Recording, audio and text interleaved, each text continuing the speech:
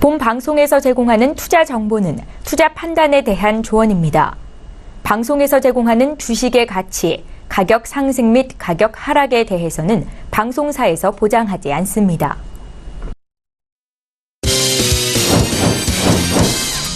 네, 오늘 주요 헤드라인 소식입니다. 국토교통부가 대한항공 계열 저가 항공사인 진에어의 사업 면허를 취소하지 않기로 결정했습니다. 국토부는 고용 불안과 소비자 불편 등 사회적 손실이 크다고 판단해 진에어의 사업 면허를 유지하는 대신 신규 항공기 등록 및 신규 노선과 부정기편 운항 허가를 제한하기로 했습니다.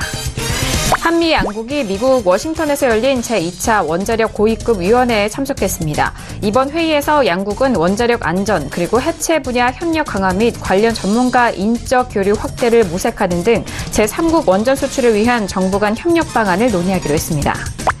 64셀의 면역세포 치료제 이뮨센 Lc가 미국 식품의약품 FDA에서 악성 뇌종양 희귀 의약품으로 지정됐습니다. 이에 따라 17일 코스닥 시장에서 녹십자셀은 상한가를 기록하면서 전거래일 종가보다 29.97%포인트 상승한 45,750원에 오늘장 마감했습니다.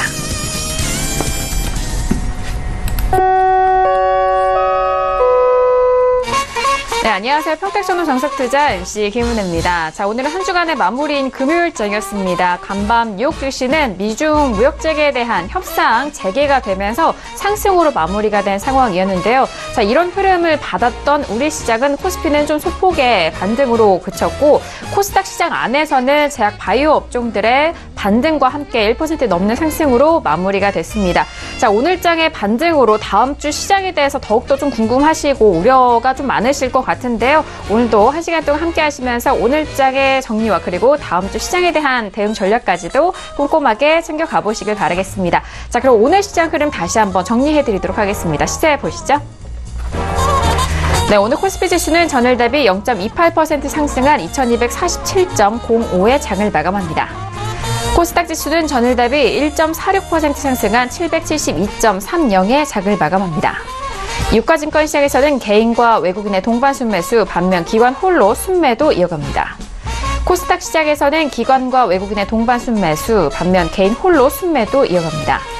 코스피 시가총액 상위 종목 확인합니다. 계속해서 삼성전자를 비롯한 SK하이닉스, 전기전자 업종 하락세 이어가고 있습니다. 삼성전자는 0.34% 빠진 44,100원에, SK하이닉스는 74,500원에 오늘장 마무리가 됐습니다. 코스닥 시가총액 상위 종목도 확인합니다. 셀트론 헬스케어를 비롯한 제약바이오 업종 신라젠, 메디톡스 상승으로 마무리가 되는데요. 메디톡스는 1.16% 상승한 63만 9,300원에 오늘장 마무리가 됐습니다.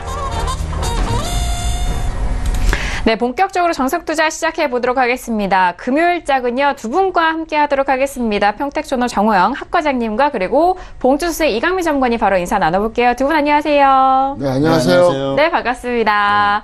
자, 금요일장 같은 경우에는 많은 시청자분들이 더욱더 기다리고 있습니다. 왜냐하면 심도 있는 시황 분석이 기다리고 있기 때문인데요. 자, 먼저 정호영 학과장님, 오늘장도 나오셨는데 인사 말씀 부탁드릴게요. 네, 심도는 있는데, 네. 제가 좀 충격적인 발언을 많이 해서, 좀 놀라실 것 같습니다. 근데, 그게 다 여러분들을 위한 겁니다. 제가 그 말씀 드렸었잖아요. 진정으로 시청자를 위해서 출연하는 사람은, 고뇌해서 분석한 다음에 예측을 합니다. 그래서, 틀렸을 때는 전문가가 그걸 감수하고요. 적중했을 때는 시청자에게 돌려주는 거죠. 그래서, 지금도 그랬고 앞으로도 그럴 겁니다. 저는 과감하게 예측해 드릴 거고요. 아마도 적중할 거라고 저는 확신하고 있습니다. 그래서 잘 따라오시면 분명히 서울경제TV 시청자 여러분들은 생존하면서 수익을 거둘 수 있다. 이렇게 설명드리겠습니다. 네, 알겠습니다.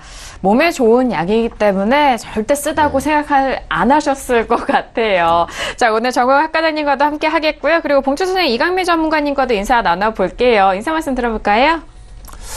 네, 시장이 이번 주에도 요동을 치고 굉장히 어려운 흐름을 보였습니다. 그런데 종목들은 움직이는 종목들이 나오고 있습니다. 그래서 뭐 시장이 완전히 무너지지만 않는다면은 종목 매매는 어느 정도 가능하겠죠. 하지만 그런 흐름을 너무 크게 생각하지 마시고 사실 지수의 흐름이 불안했을 때는 역시 관리에 조금 주력하는 것이 낫지 않겠나 그렇게 생각합니다. 그래서 너무 종목 매매에 큰 비중으로 하지는 마시고요. 적당한 비중으로 적당한 매매 정도가 가능하다고 생각을 합니다. 그렇기 때문에 지금은 일단 관리에 조금 더 초점을 맞추자 그렇게 말씀을 드리겠습니다. 네, 알겠습니다. 역시나 오늘도 관리 초점을 맞추는 전략 말씀 강조를 해주셨는데요. 잠시 후 다시 한번 저희 시황 분석 도와드리도록 하겠습니다. 자, 오늘 두 분과 이렇게 이어갈 텐데 오늘 1교시로 바로 넘어가 볼게요. 오늘의 1교시는 거시적 경제 시간입니다. 자, 이번 한 주간의 시황 분석과 그리고 이슈 분석도 함께 도와드리는 시간인데요. 자, 먼저 이번 주 시장 분석을 학과장 정홍 대표님과 함께 이어가 볼게요. 학과장님, 이번 한 주의 증시 어떻게 분석하실까요? 네, 이번 한 주 증시의 코스피 포인트는 그거예요. 3차 하락이 시작됐다. 그리고 하락은 크고 반등은 작은 이런 게 반복되고 있어요. 그래서 3차 하락 시작됐다는 것과 큰 하락, 작은 반등. 이게 이제 그 코스피의 특징이고 코스닥 같은 경우에는 금년 중에 그 장중 기준, 종가 기준 최저가 이탈 위기는 모면했어요. 근데 운이 좋았죠. 왜? 오늘 제약 업종이 올라갔거든요. 그래서 그 덕분에 모면했는데 어차피 뭐 이거는 뭐 단발성이라고 보고 있겠고요. 그리고 제가 지난주 금요일에 얘기했던 거 기억하십니까? 이렇게 얘기했잖아요. 3차 하락 또는 혼조세. 어떤 의미죠? 그러니까 우리가 등호나 부등호 표시를 한다 그러면 같거나 뭐 작다 그런 의미잖아요. 뭐 큰 게 올라간다고 비유한다면 그러니까 작은 게 내려간다 이렇게 비유했을 때는 그러니까 같거나 작은 거예요. 왜? 잘해야 혼조세 내지는 3차 하락. 근데 3차 하락이 드디어 왔습니다. 그래서 현재 상태로 봤을 때는 아마도 이 흐름이 이제 나올 건데 정말 중요한 게 앞으로 흐름입니다. 근데 이제 8월에 나머지 구간에 대한 그리고 9월까지 이어지는 그 전망은 맨 마지막 그 제가 코너에서 다시 한번 강조해 드리겠고요. 그러면 이제 이번 주 흐름을 차트를 통해서 설명하겠습니다. 자, 보시면 이게 지금 코스피예요. 코스피인데 좀 심각하죠. 왜 심각하냐? 지난번 7월 저점이 7월 5일이었어요. 그리고 나서 이번 주 화요일날 이탈할 때까지 한 달 이상 버틴 겁니다. 그런데 이틀 뒤에 그 저점을 또 깼어요. 굉장히 속도가 빠르다는 얘기죠. 그러니까 7월 5일의 저점을 8월 13일날 깼으니까 뭐 40일까지는 안 돼도 거의 40일 가깝잖아요. 38일 만에 깨진 거예요. 날짜로. 근데 이틀 만에 또 깨졌다는 거죠. 왜 그럴까요? 제가 얘기했잖아요. 최근에. 그 중국 증시만 보면 된다고. 왜냐하면 오늘 중국 증시 같은 경우 이제 해외 차트 잠깐 보여드렸습니다. 이게 중국 증시입니다. 자, 좀 더 크게 보여드릴게요. 네. 여기서 보시면 중국 증시 같은 경우에 일단 1월 하순에 고점 찍었죠. 한국하고 똑같아요. 그리고 오늘 또 최저가 또 이탈했어요. 현재 한국은 중국 증시와 거의 똑같습니다. 그리고 제가 언젠가 이 방송 통해서 얘기했었죠. 저는 올해부터 사실상 미국 거의 안 봤다고. 예, 의미가 없기 때문에 그래요. 그런데 최근에 이제 그런 말들 많이 하잖아요. 뭐 터키 때문에 미중 무역 전쟁 때문에 뭐 지수가 뭐 내려간다, 뭐 신저가 이탈했다 그러는데 아니에요. 원래 가던 길을 가고 있는 거예요. 그러면 뭐 무시할 수는 없겠지만 특히 이번 주 들어서 터키 문제하고 미중 무역 전쟁 때문에 이렇게 저가를 다시 한번 계속 갱신하는 거 맞아요. 객관적으로 맞는데 그럼 저는 그 얘기하고 싶어요. 기사 쓴 기자들이나 전문가들, 애널리스트들한테 그럼 이건 뭐예요? 이때는 터키도 상관없었거든요. 무역 전쟁 전혀 없었어요. 이건 뭐냐고요. 어차피 하락하던 흐름이에요. 그리고 저는 이 시간 통해서 분명히 얘기했습니다. 2000포인트 깨질 거라고. 분명히 얘기했어요. 하여간 뭐 그동안 전망했던 것도 얘기하면 시간 걸리니까 생략하는데 어쨌든 장은 끝났고요.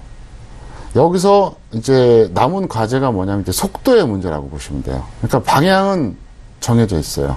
속도의 문제입니다. 제가 지난 7월 20일 방송을 통해서 대자하락일 수밖에 없는 6가지 이유를 제가 언급을 했습니다. 그래서 이 방송 보신 분들, 처음 보신 분들, 뭐 봤지만 얼마 안 된 분들, 혹은 7월 20일 방송 못 보신 분들은 꼭 한번 보세요. 2018-0720 평택촌놈 정석투자 이렇게 검색하시면 됩니다. 유튜브를 통해서 2018-0720 평택촌놈 정석투자, 또 하나가 2018-0215 그러니까 구정 때죠. 설 특집으로 했던 게 있어요. 그래서 평택촌놈 정석투자는 똑같고 2018도 똑같죠. 올해니까. 그러니까 0215하고 0720 그 프로그램을 꼭 보세요. 에도카 방송으로. 왜? 거기에 사실상 모든 일을 다 설명했다는 거예요. 그래서 바뀌기 어렵고요. 코스닥 잠깐 보겠습니다. 코스닥은 그나마 천신만고 끝에 지금 저점 이탈을 안 했어요. 사실 어제 안 좋았었어요. 그리고 나서 오늘 만약에 빠지면 확실했거든요. 근데 왜 안 했냐? 바로 제약업종 때문에 그렇습니다. 오늘 제약업종이 무려 3% 올랐어요. 네. 잘 아시는 것처럼 제약업종이 어쨌든 주력 업종입니다. 코스닥에서는. 이거 덕분에 오늘 뭐 이렇게 저렇게 이제 좀 호재성 뉴스 나와서 덩달아 올라서 그렇거든요. 그러니까 이거는 큰 의미가 없다고 봐야 됩니다. 변수에 의해서 그런 거예요. 그래서 여전히 이제 코스피 위주로 봐야 되는데 이게 이제 코스피입니다. 그래서 현재 흐름은 그래요. 이번 주에 이제 특징이라고 하면은 제가 좀 전에 말씀드렸던 대로 하락은 크고 반등은 작고, 그리고 가장 큰 포인트가 뭐다? 이거예요. 우리나라 자체적으로는 7월 5일 저점을 38일 만에 깼는데 이틀 만에 갱신됐다. 그래서 역시 이 시간 통해서 제가 얘기했던 거 있죠. 시가는 미국 영향을 좀 받고 장중은 중국 영향을 받아요. 그래서 어떤 등락의 어떤 흐름, 메커니즘, 이거는 이제 해외 증시를 봤는데 트렌드 자체가 지금은 아니에요. 그래서 계속해서 말씀드리지만 현물만 계속 투자하시는 분들은 수익 내기가 어렵고요. 손실 가능성이 상당히 높습니다. 뭐 어떤 사람들은 그렇게 얘기해요. 뭐 테마주 잘 잡으면 되지 않느냐. 그거는 정말 소액 투자자들, 주식 투자하다가 갈 때까지 간 사람들은 속된 말로 몰빵을 하겠죠. 뭐 한 5억 날리고 한 1, 2천만 원 남은 사람들이야 뭐 테마주 넣겠죠. 근데 정상적인 투자자들은 크게 손해보지 않았던 사람들, 정상적인 투자자들은 테마주에 베팅을 하더라도 소액밖에 안 되거든요. 다른 종목에서 손실이 나버리면 테마주에서 좋아도 그게 의미가 없어요. 근데 테마주라고 지금 다 좋은 게 아니거든요. 그래서 제가 말씀드렸던 대로 계속 이어가시기 바라겠고요. 제가 이제 급기야 그런 얘기까지 했잖아요. 제가 7월에 이미 얘기했습니다. 2천 깨질 거라고. 이제 대놓고 얘기했잖아요. 아주 그냥 확실하게. 그리고 지난주에도 3차락 올 거라고 얘기했는데 지금 3차락이 왔습니다. 왔기 때문에 현재 관점에서는 위험관리도 사실 좀 늦었어요. 지금까지도 위험관리 안 했다면 이건 말이 안 되는 거거든요. 정말 여태 뭐 했냐 소리 할 정도니까. 그리고 이 방송을 같이 만들고 있는 우리 김은혜 씨라든가 방송 스태프들도 다 알 거예요. 워낙 제가 강조를 했었잖아요. 위험관리 해라, 파생해야 된다, 기타 등도 얘기했었는데 중장기적으로 아직도 늦지 않았고, 그 다음에 사실 현물 비중 높은 분들한테 제가 기회 너무 많이 드렸어요. 정말 많이 드렸잖아요. 빠져나올 기회를. 그래서 지금까지 못 빠져나온 분들의 전략은 간단합니다. 정상이든 비정상이든 혹시라도 반등 나오면 그때 한번 제대로 다 빠져나오고요. 안 나오면 조금씩 줄여가세요. 지금이라도. 왜? 지금도 길게 보면 늦지 않았다는 거죠. 그리고 파생 매매를 여러분들이 하시는 게 좋은데, 제가 하고 싶은 얘기는 뭐냐면 정상적인 계좌를 만들어서 하세요. 대여 계좌 쓰지 마시고요. 대여 계좌는 조금만 손실 보면 그냥 다 깡통 돼버려요. 그렇기 때문에 정상적인 계좌 쓰셔서 해달라 이렇게 말씀드리겠고, 이제 제가 마지막 코너에서 8월에 대해서 이제 얘기를 해드리겠는데, 어쨌든, 흐름은 계속 이어갈 것이다. 그리고 지금 현재도 이제 야간 선물이 좀 또 마이너스 되고 있거든요. 그래서, 이 흐름 쉽게 깨지지 않는다. 이렇게 이제 정리해서 말씀드리겠습니다. 네, 이번 한 주간의 시황 분석을 그 이벤트와 이슈에 맞게 또 하나씩 또 복기를 해드렸습니다. 그렇기 때문에 이번 한 주에 좀 정리가 잘 되셨다면 다음 주에 대한 시장을 바라보는 그 연계성과 눈도 조금 더 넓어지셨을 것 같은데요. 일단 코스피 시장은 3차 하락이 또 시작이 됐고 이 하락은 크지만 반등은 작은 흐름을 좀 반복을 한다라는 점 다시 한번 정리를 해드렸고요. 그리고 코스닥 지수 같은 경우에는 오늘 뭐 앞서서 말씀드렸던 제약바이오 업종이 3%대 상승을 하면서 코스닥은 1% 넘게 올라왔는데 2018년 장중 종가 기준으로 최저가 이탈 위기는 오늘장의 제약바이오 업종의 상승으로 좀 모면이 됐다라는 점 다시 한번 시황 분석 도와드렸습니다. 자, 그럼 금주 이슈 분석도 함께 들어볼 텐데요. 이번 한 주도 정말 대외적으로 이슈가 참 많았습니다. 자, 봉투 선생님, 이강민 전문가님 이번 한 주 어떤 이슈들이 가장 눈에 띄셨을까요? 네, 이번 주도 세 가지 이슈를 골라봤습니다. 먼저 첫 번째로는 터키발 그 불안감을 들 수가 있겠고요. 두 번째로는 또 이런 이슈가 있었죠. 그 최저임금 인상 여파로 편의점주에 이어서 외식업주의 또 흐름이 좋지 않다. 뭐 그런 그 이슈가 있었고요. 세 번째로는 바이오에 대한 불안감, 이렇게 세 가지를 골라봤습니다. 먼저 이번 주 시장에서 가장 큰 이슈였죠. 사실 뭐 글로벌 증시의 금융시장의 어떤 가장 큰 이슈가 아니었나 생각합니다. 최근 시장을 흔들고 있는 터키발 그 불안감인데요. 터키발 불안감 같은 경우에는 역시 경제적인 측면도 있고요. 그리고 정치적인 측면이 고루 섞인 그런 문제다. 그렇게 볼 수가 있겠습니다. 에르도안 그 터키 대통령이 취임을 하고 나서 사실 뭐 종교국가로 변모하면서 여러 가지 뭐 이슈가 있었다. 그런 문제들도 그런 그 논리들도 있는데요. 미국인이죠. 브런슨 목사에 대한 구속, 그리고 뭐 간첩 혐의에 의한 구속, 그리고 가택연금, 이런 것들이 정치적으로 문제가 생기면서 미국과 갈등이 시작됐었고요. 미국 같은 경우에는 최근에 터키에 대한 그 철강 제품과 알루미늄 제품에 대해서 2배의 관세를 부과하면서 일종의 보복 조치를 했죠. 그래서 갑자기 시장이 흔들리는 흐름을 보였습니다. 그리고 역시 터키의 통화죠. 리라화가 가치가 폭락하면서 굉장히 불안한 흐름을 보였고, 터키에 대한 어떤 그런 그 불안감들이 글로벌 금융시장으로 번지는 게 아닌가, 그렇게 이슈가 나오고 있습니다. 터키 같은 경우에는 사실 대외부채가 굉장히 많은 국가입니다. 그래서 터키와 관련된 부채를 가지고 있는 터키가 부채를 가지고 있는 그 국가들에 대한 그런 불안감들이 글로벌 그 금융시장으로 번지고 있는 그런 흐름입니다. 한국 같은 경우에는 다행히 부채 비중에서 0.7%밖에 되지 않기 때문에 큰 문제가 없다, 그렇게 볼 수가 있겠습니다. 그런데 이런 불안감들이 신흥시장으로 번지고 있다는 게 가장 큰 문제죠. 그래서 브라질이나 아르헨티나 이렇게 가뜩이나 그 불안감을 가지고 있는 그런 국가들이 또 통화 가치가 폭락하면서 좋지 않은 그런 흐름들을 연쇄적인 반응이 나오고 있다는 거죠. 그래서 이런 것들이 신흥국 전체로 번지는 게 아닌가, 그런 걱정을 하고 있는 그런 상황입니다. 그리고 역시 가장 큰 이제 또 그 부채와 관련해서 문제라고 하면은 스페인, 프랑스, 이탈리아, 이렇게 터키가 많은 부채를 가지고 있는 이 국가들이 굉장히 위험하다는 거죠.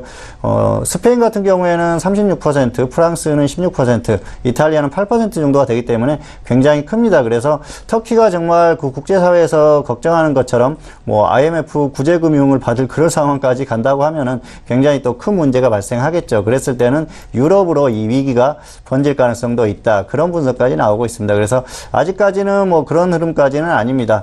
터키 정부에서 어떤 그 금융 쪽에 시장을 안정화시키기 위한 그런 조치들을 취하면서 최근에 약간 좀 리라화가 안정세를 찾는 그런 흐름이긴 합니다. 그런데 그런 흐름이 쉽게 진정되기가 어려울 것 같습니다. 사실 그 에르도안 대통령도 굉장히 그 강성인 그런 그 모습을 보이고 있고요. 그리고 사실 그 상대가 트럼프 대통령이죠.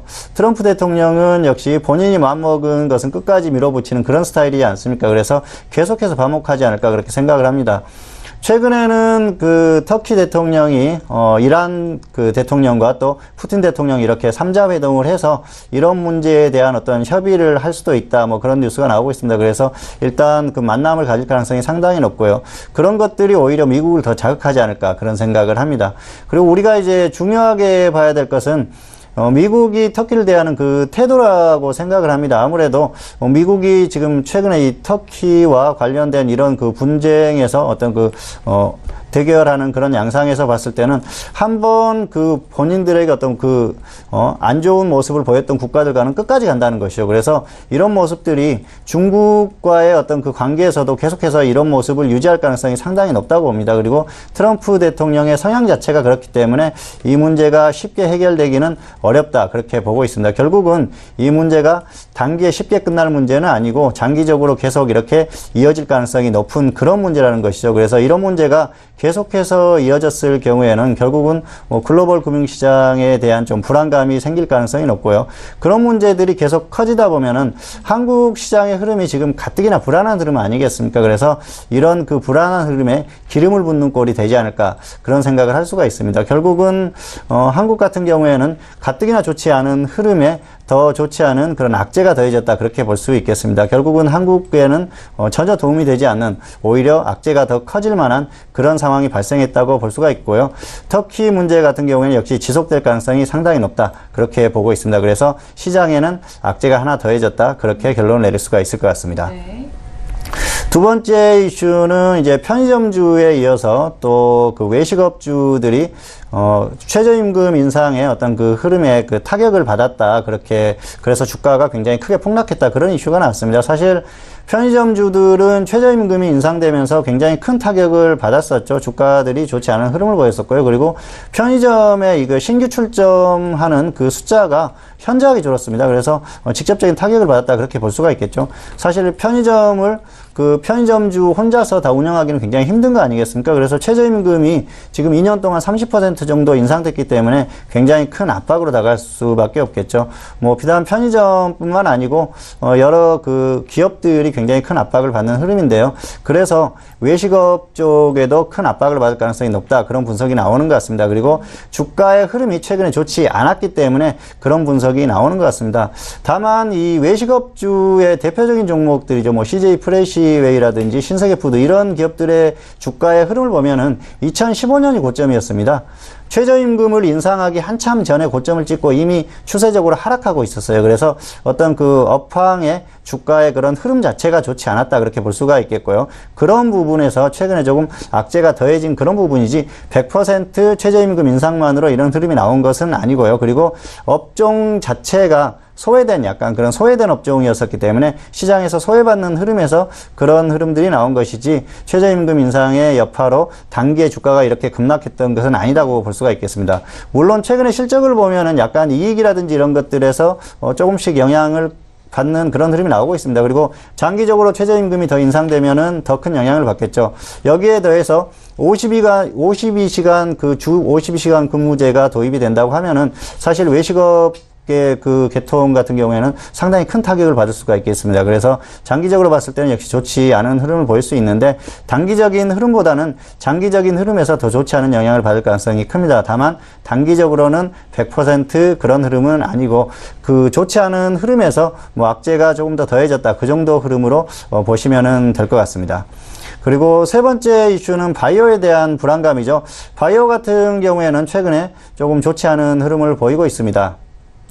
골드만삭스가 최근에 그 리포트를 내놨었죠. 그래서 한국에 있는 그 바이오 기업들에 대해서 굉장히 부정적인 그런 그 의견을 제시를 했습니다. 상당히 안 좋은 그런 그 보고서를 내놨죠. 한미약품 같은 경우에는 R&D 파이프라인이 너무 과대평가됐다. 그래서 목표 주가를 30만 4천 원으로 제시를 했습니다. 지금 40만 원대 주가이기 때문에 상당히 좀 충격적인 그런 그 가격 제시라고 할 수가 있겠죠. 그리고 셀트리온 같은 경우에는 지금 그 바이오시밀러 시장에서 상당히 그 큰 부분을 차지할 수 있는 그런 좋은 흐름을 유지할 수는 있는데, 미국 시장에 대한 그 진출 그리고 확장성에서 문제가 발생할 가능성이 상당히 크기 때문에 향후의 흐름 자체가 좋지 않을 가능성이 상당히 높다고 그렇게 의견을 제시했습니다. 그러면서 목표 주가를 14만 7천 원으로 제시를 했습니다. 지금 현재 주가가 26만 원대이기 때문에 이것도 지금 거의 반토막 가까운 그 가격을 제시했다는 건 상당히 충격적이죠. 그리고 사실 기관들이 보통 목표 주가를 제시할 때 현재 가격보다 높은 가격을 제시하는 게 보통이기 때문에 이 골드만삭스의 어떤 이 보고서 자체는 상당히 좀 불안한 감을 더 조성을 했다, 그렇게 볼 수가 있겠습니다. 최근에 바이오주들의 그런 흐름 자체가 좋지 않지 않습니까? 그래서 이런 흐름에서 악재가 더해졌다, 그렇게 볼 수가 있겠고요. 그리고 사실 뭐 다른 어떤 기관도 아니고 골드만삭스라고 하면은 어떤 투자자들이 상당히 신뢰할 수 있는 그런 기관 아니겠습니까? 그래서 이런 것들이 향후에 바이오들의 어떤 흐름에 영향을 더 줄 가능성이 상당히 높다고 봅니다. 물론 셀트리온이나 이 한미약품이나 기업들은 뭐 반박하는 그런 의견을 제시하고 했습니다만은 어쨌든 이 바이오 전체가 거품이 있는 건 사실입니다. 그리고 굉장히 고평가되어 있는 그런 상태에서 흐름 자체, 바이오 업종의 전반적인 흐름 자체가 하락하고 있는 이런 흐름이었었기 때문에 이런 보고서의 그런 영향까지 더해져서 향후의 흐름 자체는 좋지 않을 가능성이 높고요. 원래 정상적인 흐름 자체만으로도 바이오 같은 경우에는 충분히 더 조정을 받을 가능성이 높습니다. 그리고 지수의 흐름을 따라서 영향을 더 크게 받을 가능성이 상당히 높았는데 이 골드만삭스의 보고서가 이런 흐름에 기름을 붓는 그런 상황이 됐다, 그렇게 볼 수가 있겠습니다. 따라서 바이오에 대한 그런 전반적인 접근 방향은 역시 추세적인 흐름이 좋지 않기 때문에 보수적으로 봐야겠지만은 향후의 흐름 자체가 더 좋지 않을 가능성이 상당히 높기 때문에 여전히 보수적인 관점에서 보는 게 좋을 것 같습니다. 가격이 조금 다운됐다고 섣불리 저점이라고 생각하고 쉽게 접근하지 마시고요. 그리고 흐름 자체가 좋지 않은 상황이기 때문에 일단은 지수의 흐름이나 이런 것들을 전반적으로 다 감안을 해서 대응을 하시는 게 좋을 것 같습니다. 역시 보수적인 의견을 가지고 접근을 하시는 게 좋겠다, 이렇게 결론을 내드릴 수 있겠습니다. 네, 금주의 이슈 분석 3가지 이슈 다시 한번 좀 꼼꼼하게 도와드렸습니다. 터키발 불안감과 그리고 최저임금 인상에 대한 여파, 그리고 바이오 업종에 대한 불안감까지도 이슈 분석 꼼꼼하게 도와드렸으니까요. 참고해 보시길 바라겠습니다. 자, 이어서 선생님 질문 있을 시간으로 넘어가 보도록 하겠습니다. 자, 오늘은 금요일이기 때문에 금주의 지금 베스트 학생과 그리고 워스트 학생 이렇게 질문 뽑아 볼 텐데요. 자, 그럼 먼저 금주의 베스트 질문 만나보도록 하겠습니다. 화면 통해서 만나보시죠. 네, 금주의 장학생이죠. 네, 베스트입니다. 첫 번째 장학생 발표는 끝자리 3680님이고요. 그리고 두 번째 시청자분은 0507님이 뽑히셨습니다. 축하드리고요. 자, 그럼 먼저 첫 번째 3680님은 평택촌놈 정홍 대표님께서 또 뽑아주신 시청자분이십니다. 자, 학 과장님, 이 시청자분이 뽑히신 이유가 어떻게 될까요? 네, 과정상 매우 합리적인 매매를 했어요. 그리고 좀 전에 봉수 선생이 최저임금 여파를 이제 편의점이 좀 안 좋다 그랬는데, 이제 그런 측면도 좀 설명을 드리겠고요. 먼저 이분은 제가 이제 예약점을 들었었는데, 왜 그랬었냐면, 과정상 합리적인 어떤 예측 매매를 했다. 이게 이제 포인트가 되겠는데, 일단 종목에 대해서 제가 차트로 간단하게 설명드렸습니다. 네. 보시면 여기서 매수하신 거예요. 대략 이 정도쯤에. 그러니까 제가 항상 얘기하죠. 이건 예측 매매입니다. 확인 매매와 예측 매매 다시 한번 설명드릴게요. 확인 매매는 저점 찍고 최소한 10% 이상 반등 나온 다음에 밀렸을 때 들어가는 게 그게 확인 매매고요. 예측 매매는 계속 내려갈 때 10% 반등이 안 나온 상태로 어떻게 보면 좀 공격적으로 예측해서 들어가는 거예요. 전형적으로 들어갔는데 좀 기가 막히게 잘 들어간 거예요. 그러니까 뭐 과정상으로도 좋고 결과도 좋기 때문에 제가 이분은 베스트로 이제 꼽아봤고요. 왜 그러냐면 이거는 뭐 꼽아볼 만한 게 일단 기술적으로 이 정도면 들어갈 만합니다. 왜? 차트 잠깐 보세요. 네. 지난번 저점 라인하고 비슷하잖아요. 그러면 이 라인에서는 한번 좀 들어갈 만해요. 만약 여기서 이제 들어갔다. 그러니까 이제 네오박스 가격대까지 한번 동그라미에서 왔었잖아요. 그럼 그걸 이탈했을 때는 까짓 거 5% 손절한다 셈 치고 들어가도 되는 거예요. 왜? 어떤 매매든 뭐 수익을 장담할 수는 없잖아요. 근데 이 정도면 들어가도 되는 게 이게 뭐 무슨 실적이 나쁜 회사도 아니고 그렇다고 고평가된 것도 아니고 기술적으로 마찬가지고. 그래서 추세를 한번 보겠습니다. 자, 보시면은 계속해서 현재 2015년 고점으로 계속 내려가고 있거든요. 이게 2015년에 이게 15, 16, 17 그다음에 올해입니다. 그래서 계속 내려가고 있는데 제가 볼 때는 아주 효율적으로 했다 이렇게 설명드렸고요. 그 다음에 이제 제가 편의점주 간단하게 요약해서 말씀드릴게요. 저는 그렇게 나쁘게 안 봐요. 그러니까 우리나라 경제는 상당히 좀 나쁘게 봅니다. 나쁘게라기보다는 이제 부정적으로 보는 게 이제 악순환 사이클 타는 거죠. 왜냐하면 이제 고용 감소가 실업률 증가, 그러면 소비가 감소하겠죠. 그렇죠? 그럼 실적이 악화돼요. 그럼 다시 또 고용이 또 줄어요. 이 악순환의 고리가 계속 돌 거예요. 그래서 좀 답답한 게 이게 지금 각종 정책들이 좀 제가 볼 때는 아쉬운 게 참 많아가지고 근데 이제 전체적으로 봤을 때는 어쨌든 이거는 안 좋은 사이클 탈 것이다. 저는 이게 확신하고 있고요. 이제 편의점주에 대해서는 단기적으로는 나쁜데 그렇게 나쁘게는 안 봐요. 왜 그러냐면 이미 솔직히 말해서 편의점 포화 상태 아닙니까? GS25 하나만 있는 거 아니잖아요. 길 건너에 다른 업체도 있잖아요. 그래서 어차피 포화 상태에서 여기서 뭐 신규 입점이 줄어들긴 하겠죠. 하는데 줄어드나마나 어차피 기존에 어느 정도 경쟁력 있는 그 편의점들은 또 살아남거든요. 그래서 그렇다고 해서 뭐 회사가 문 닫을 것도 아니고 제가 볼 때는 만약에 여기서 지수가 더 하락할 때는 기다렸다가 한번 저점에서 중기 매매 한번 해보시고요. 그렇지 않고 이제 약간 이제 혼조세가 왔다 그러면 단기 매매하세요. 왜 그러냐면 편의점주는 이제 일종의 유통업이잖아요. 근데 어차피 편의점주는 제가 볼 때 쉽게 망하지는 않아요. 그리고 한계가 있어요. 여기서 이제 신규 입점은 줄어든다 하더라도 그렇다고 지금 없어질 것 같아요? 안 없어져요. 그리고 지금 편의점을 이용하는 게 좀 생활화되어 있잖아요. 누구나. 그렇기 때문에 저는 그렇게 나쁘게 안 보여요. 그래서 일단은 이제 그런 관점으로 보시기 바라겠고 어쨌든 GS 리테일은 과정이 좋았다. 이걸 다시 한번 설명드리겠습니다. 네, 이번 한 주 장학생입니다. 베스트 질문으로 꼽히신 시청자분은 끝자리 3680이고요. 그리고 GS 리테일에 대해서 질문을 주셨습니다. 뭐 덧붙여서 편의점주에 대한 전망도 다시 한번 좀 도와드렸는데 일단 이 GS 리테일 같은 경우에는 전망을 좀 긍정적으로 보고 계시고요.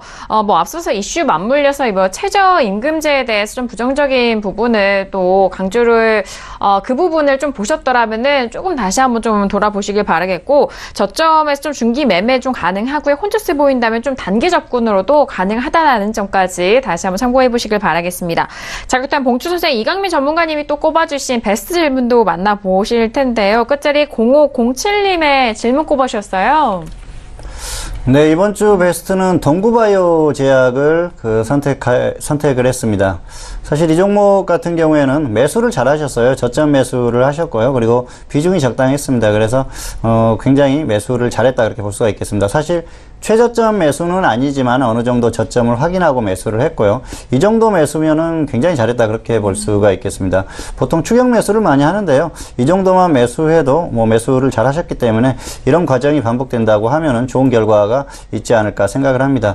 결과도 중요합니다. 그런데 과정이 굉장히 중요합니다. 사실 그 좋은 과정을 반복하다 보면 좋은 결과는 자연스럽게 따라오기 마련이거든요. 그런데 보통 투자자들이 좋지 않은 과정을 반복하다 보니까 왜 나는 안 되지 그렇게 생각하시는데 과정 자체를 되짚어 보시면은 아마 결과를 예측할 수 있지 않을까 생각을 합니다. 자, 차트로 조금 더 설명을 드리겠습니다. 25,600원입니다. 그래서 지금 매수 가격이 이 정도입니다. 그래서 지금 보면은 사실 뭐 최저가는 아니죠. 지금 고점에서 하락하다가 저점을 한번 기록했고요. 반등이 나왔습니다. 그리고 나서 다시 저점을 기록했는데 이 정도 매수가면은 거의 뭐 저점에서 얼마 반등하지 않은 자리거든요. 그래서 충분히 매수를 할 수 있었다 그렇게 볼 수가 있겠습니다. 저점을 이미 한번 기록했고 다시 저점 부근이기 때문에 저점을 깨지 않고 다시 반등하는 흐름이지 않습니까? 그래서 이 정도면 충분히 매수를 할 만했다고 생각하고요.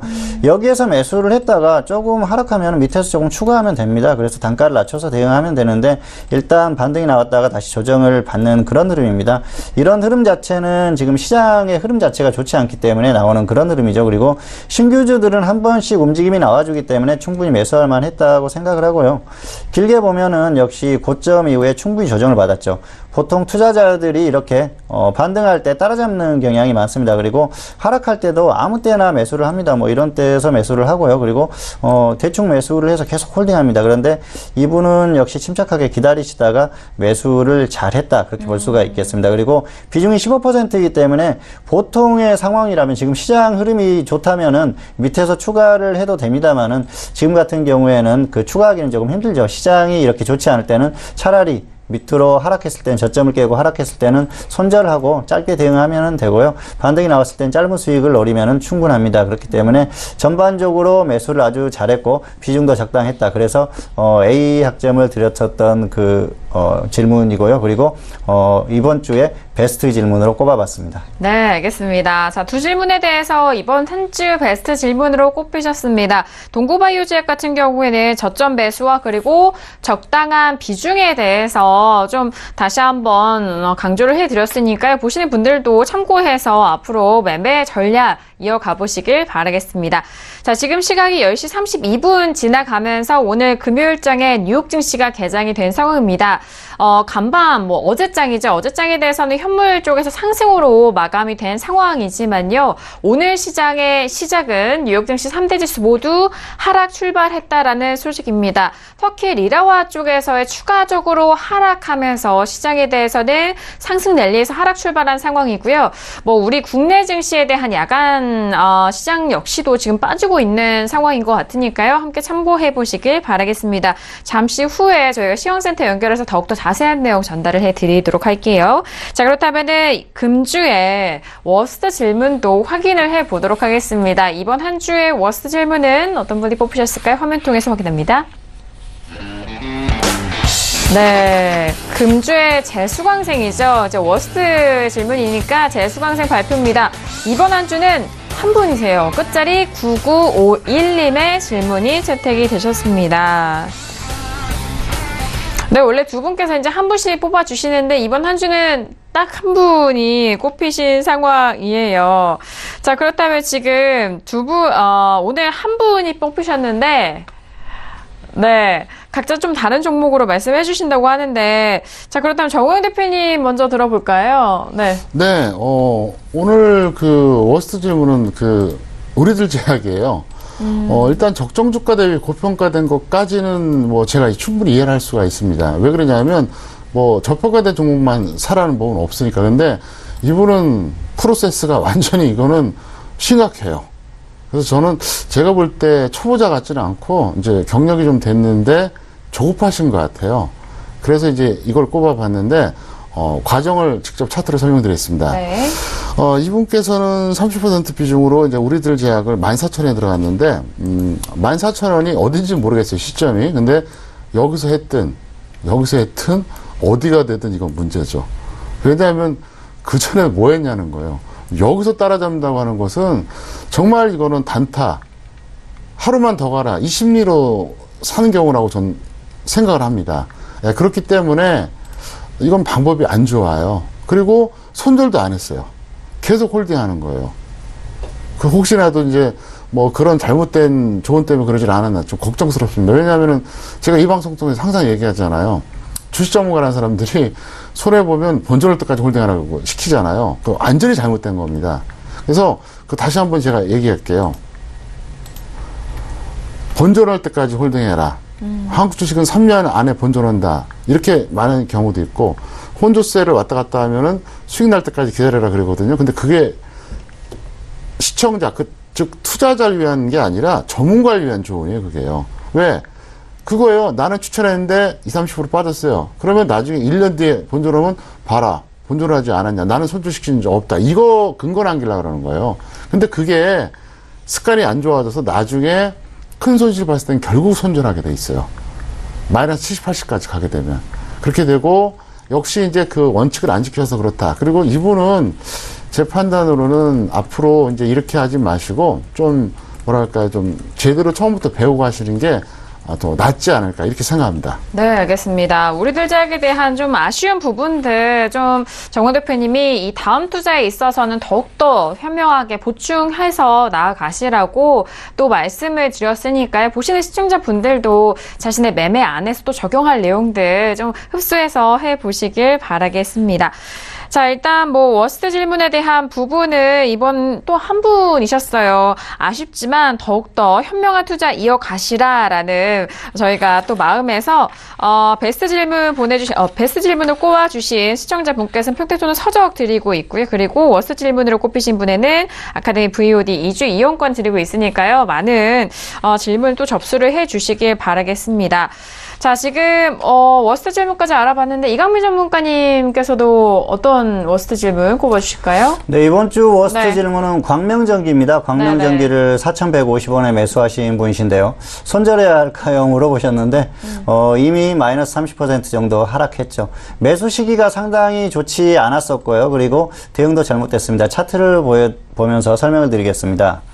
광명전기의 차트인데요. 이분이 매수하신 곳이 4,150원이에요. 그렇다면은 여기입니다. 제가 매수 시기를 문제를 삼았는데 북미 정상회담이 6월 12일에 열렸었지 않습니까? 그런데 네. 대북 테마주를 계속 여기에서 매수를 하신 겁니다.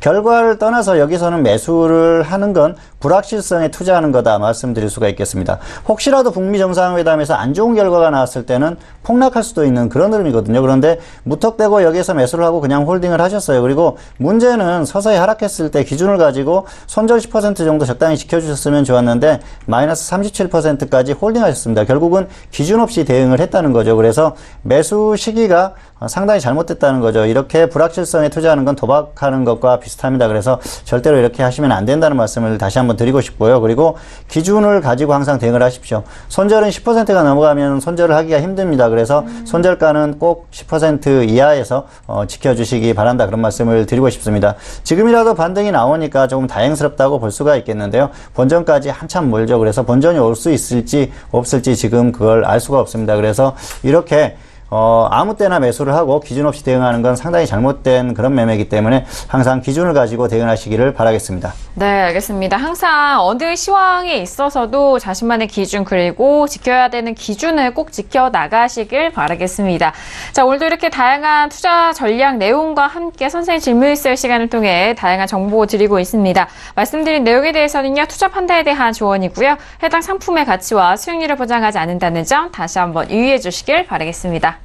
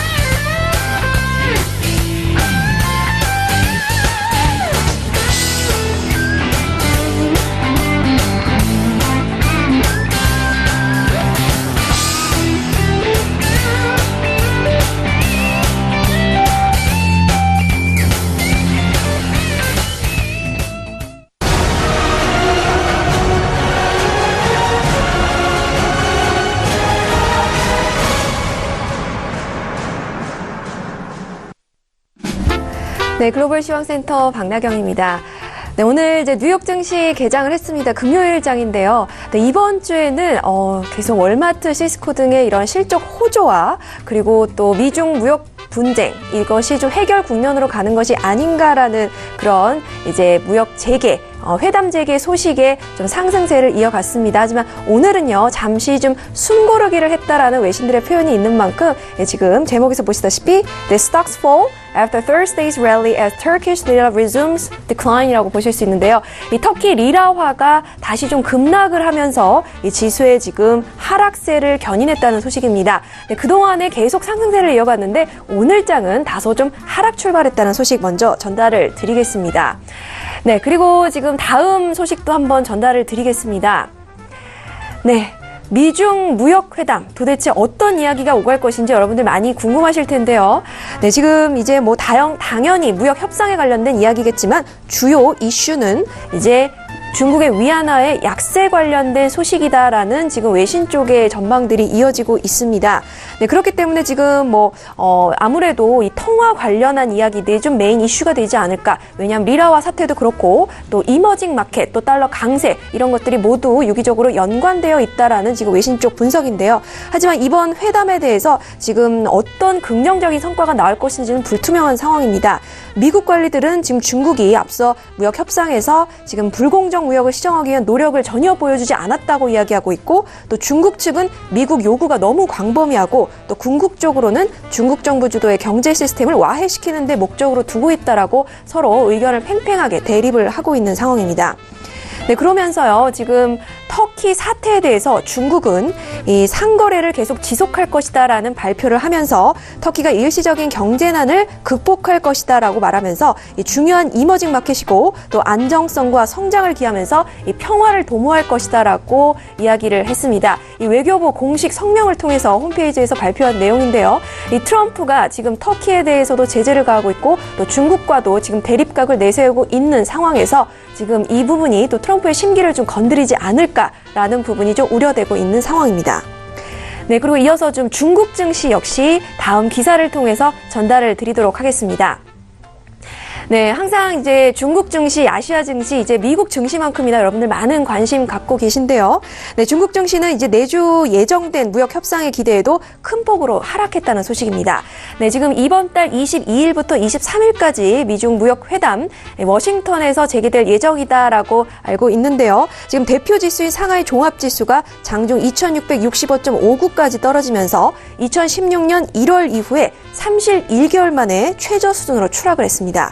네, 그리고 중국 상하이 종합지수는 말씀드린 바와 같이 하락하면서 전장 대비 36.23포인트, 즉 1.34% 하락한 2668.97의 거래를 마쳤고, 선전 종합지수도 24.73포인트, 즉 1.69% 내린 1442.38에 마감을 했습니다. 네, 지금 이 부분에 대해서 이 무역 협상에 대한 기대도 있었지만 백신 스캔들에 대한 우려가 증시를 크게 짓눌렀다라는 분석입니다. 이 시진핑 주석은요, 가짜 백신 사태에 연루된 이 고위급 지금 인사들을 무더기로 면직을 시켰습니다. 문제의 기업 창성바이오는 지금 상장 폐지가 거의 유력한 상황까지 됐기 때문에 지금 제약업종, 건강관리, 그리고 중국 증시 이 부분을 좀 하락 견인했다는 소식까지 전달드리겠습니다. 그리고 마지막으로 이제 홍콩 증시까지만 전달을 드릴 텐데요. 항생지수는 전장 대비 113.35포인트 상승한 27,213.41에서 마감을 했습니다. 이 중에서 이 텐센트 홀딩스는 이날 장중 한때 4% 가까이 반등하면서 홍콩 증시 상승을 이끌었다는 소식입니다. 네, 이상 글로벌 시황센터 박나경이었습니다. 네, 계속해서 터키 관련된 문제는 장기화돼가고 있는 상황이고, 미중 무역 분쟁에 대한 협상이 재개가 됐지만 이제 22일, 23일을 또 좀 주의 깊게 보셔야 될 것 같은데요. 자, 이번 한 주의 시황을 좀 정리를 해드렸고, 다음 주 우리 시장에 대한 분위기 그리고 전망도 궁금해하실 것 같습니다. 자, 봉추 선생, 이강민 전문가님, 오늘 뉴욕 증시 개장 상황도 함께 보셨는데 다음 주 어떻게 보실까요? 네, 다음 주에도 아무래도 좀 어려운 시장이 되지 않을까 생각을 합니다. 그리고 역시 대응 자체는 코스피가 버틸 때만 좀 종목 매매를 하는 게 유리하지 않을까 그렇게 생각을 하고 있습니다. 아무래도 코스피 지수가 버틸 때 최근에 코스닥 흐름이 조금 나왔었죠. 그래서 코스닥 같은 경우에는 코스피가 버텨주기만 하면은 조금 반등이 좀 강하게 나오는 그런 흐름인데요. 역시 시장이 약하기 때문에 이런 흐름이 나온다고 생각합니다. 최소한 코스피가 조금 버티고 반등이 나올 때 이 기회를 활용해서 강한 흐름이 나오는 그 정도의 흐름밖에 되지 않는다. 그렇지 않다고 하면 고유한 흐름이 나오겠죠. 그런데 지금은 그런 상황이 안 됩니다. 그리고 굳이 업종을 따진다고 하면 최근에 비금속 광물이나 운송장비 부품 업종이 좋았습니다. 그런데 상황을 살펴보면 역시 비금속 광물은 대북 테마주들이었었기 때문에 관련한 종목 중에서 정말 그 저점에 있는 종목이나 확실한 그 가격 메리트가 있는 종목이 아니면은 섣불리 추격 매수는 하지 않으시는 게 좋을 것 같고요. 운송장비 부품 같은 경우에는 메리트가 있다고 생각합니다. 왜냐하면 이쪽에는 역시 자율주행차 관련한 이런 종목들이나 또 수소차나 이런 테마로 움직일 수 있는 종목들이 있기 때문에 꾸준한 관찰이 필요하다고 생각을 합니다. 그래서 저점에 있는 종목들을 선침해 차원에서 좀 접근을 해보시는 것도 괜찮을 것 같다는 생각을 하고요. 지금은 역시 시장에서 시장의 흐름이 좋지 않을 때는 테마주가 그나마 조금 안전하게 접근할 수 있는 방법이라고 말씀드릴 수가 있겠습니다. 다만 역시 비중은 조금만 가지고 대응을 하시는 게 좋을 것 같습니다. 너무 무리한 비중은 절대로 안 된다. 그런 말씀을 다시 한번 드리도록 하겠습니다. 네, 알겠습니다. 이런 시장 안에서 수익을 낼 수 있는 현명한 방법 테마주 위주로 좀 접근하시는 것도 말씀을 도와드렸습니다. 자, 그렇다면요, 정우혁 과장님, 다음 주 전망 어떻게 보실까요? 네. 세게 얘기해도 돼요? 네. 네. 미중 무역 전쟁은 협상이 안 될 거예요. 왜 그러냐면 트럼프가 바보입니까? 협상할 것 같으면 그렇게까지 공격하지 않았다는 거죠. 그리고 그건 중국 측의 희망이에요. 협상이라고 하는 건 미국이 왜 합니까? 그래서 안 될 겁니다. 또 하나, 그럼 8월에 이제 남은 과제가 뭐냐? 8월에 대폭락 또는 혼조세 둘 중에 하나예요. 반등 없어요. 힘들어요. 희박합니다. 그러니까 불가능한 건 아닌데 반등이 좀 어려울 겁니다. 희박하다는 거. 그리고 잘해야 혼조세 내지는 대폭락이 한번 나옵니다. 이때 잘 활용하세요. 그래서 만약에 8월에 폭락이 나오면 9월에 좀 반등 나올 거고 안 나오잖아요. 혼조세 그러면 9월에 더 빠질 거예요. 이러나 저러나 파생하신 분들은 아마 잔치를 벌일 거고요. 현물하신 분들은 그동안 기회 엄청나게 많이 드렸으니까 현명하게 대처하시길 바랍니다. 네, 알겠습니다. 추가적인 하락에 대해서는 계속해서 전망을 하고 계신 상황이니까요. 함께 참고해서 다음 주 시장도 현명하게 대응해 보시길 바라겠습니다. 자, 오늘도 금요일장 정석투자 통해서 다양한 투자 전략 내용 여러분들과 함께 했습니다. 말씀드린 내용에 대해서는요, 투자 판단에 대한 조언이고요. 해당 상품의 가치와 수익률을 보장하지 않는다는 점 다시 한번 유의해 주시길 바라겠습니다. 자, 오늘 저희가 준비한 소식과 내용은 여기까지고요. 저희는 다음 주 월요일이죠. 학과장 정은 대표님과 함께 들어보도록 하겠습니다. 감사합니다.